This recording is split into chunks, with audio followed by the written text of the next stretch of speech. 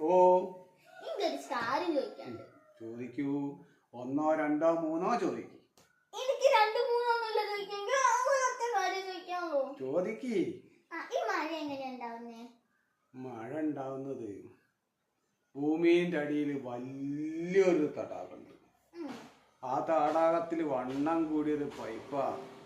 ആ പൈപ്പിന്റെ മുകളിൽ കൂടി ഇങ്ങനെ വെള്ളം പോയിട്ട് മുകളിലെത്തിട്ട് ചെറുപറാന്ന് കറങ്ങിയിട്ട് ഇങ്ങനെ തൊയ്യ. അതാണ് മഴ. അതെന്താന്നറിയോ? ഭൂമിയുടെ അടിയിൽ നിന്ന് ഉറവ് വരുന്ന ഭൂമിയുടെ അടിയിൽ കൂടിയല്ലേ, അടിയിൽ കൂടെ അങ്ങോട്ട് വന്നിട്ട് ഉറവ് ഇങ്ങോട്ട് വന്ന ശക്തി കൊണ്ട് മുകളേക്കായിട്ട് പോവുക. എന്നിട്ട് ചെറുപറാന്ന് പറഞ്ഞ് തൊയ്യ താഴോട്ട് തന്നെ. തള്ളല്ലടോ, സത്യാണത്. അങ്ങനെയല്ലേ മഴ ഉണ്ടാകുന്നത്.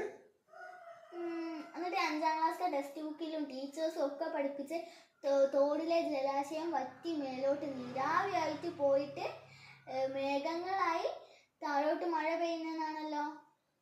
അങ്ങനെ പഠിപ്പിച്ചേ? എന്റെ തലയിൽ എന്തോ ഉണ്ടോന്ന് അച്ഛൻ അറിയണ്ടേ?